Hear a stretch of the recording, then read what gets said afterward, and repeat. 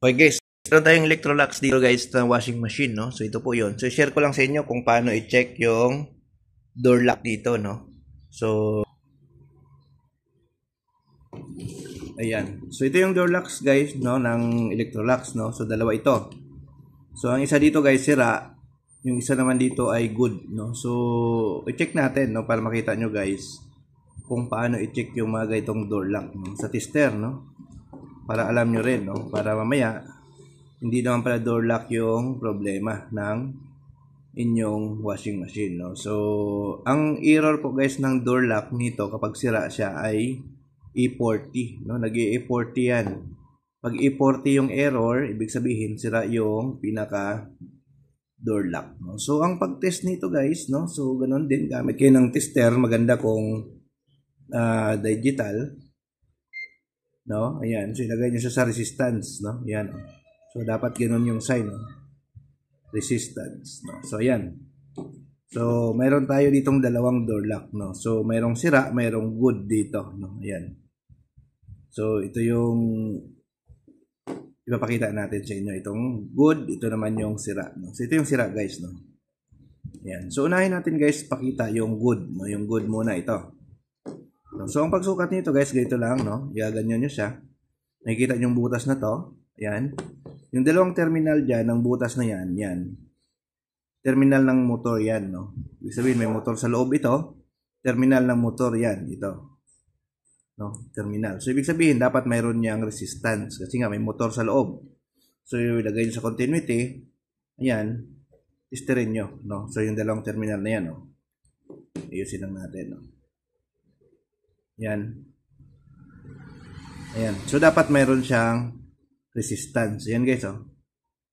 Ayan. So, resistance, no?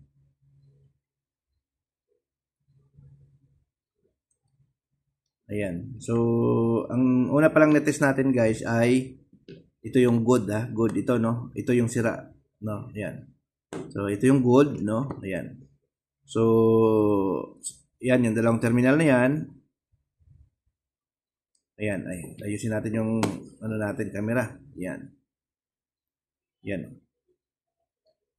So, yung dalawang terminal na yan, mayroon siyang resistance. Ayan, no? 183 ohms. So, ibig sabihin, guys, mayroon siyang motor dyan. Good siya, no? Kasi mayroon siyang resistance, no?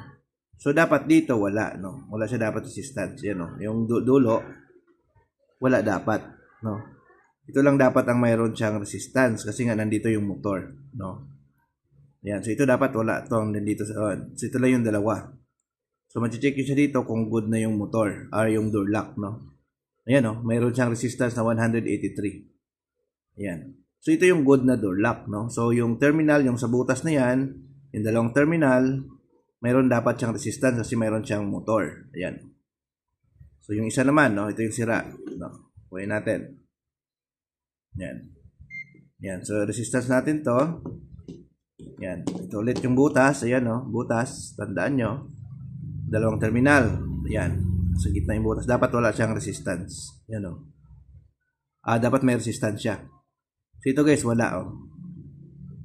Ayan. Wala siyang resistance. Ayan. So, sa kabilang mga terminal, ayan, wala. So, ibig sabihin, wala lahat, no? Ayan, no? So, wala siya lahat. So, ibig sabihin, guys, ito ay sira na, no? Yung door lock na ito. Ibig sabihin, wala na, sira na siya dahil wala na siyang resistance. Yan. So, wala na, no? So, yan, no? Yung butas. Tapos ito. Yan. So, ito yung good, no? Ito yung isa. So, yan, no? Yan, meron siyang resistance.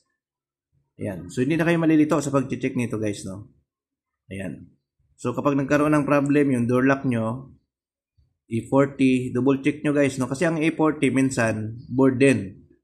Minsan naman door lock lang. Ayan. Ayan. So yun. So ito yung good, no? So yung dalawang terminal meron siyang resistance. Samantala yung sira, yan, no? Wala.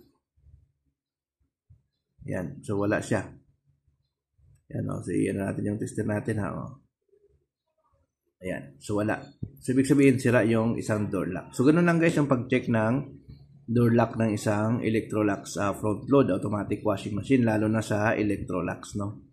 Ayan. So, halos same lang naman kasi yung ibang door locks guys, yung mga 3-pin, ganun din. Mayroon kasing motor din yan na once na supplyan, magkakaroon siya ng trigger, no? So, ganun po, no? Ayan.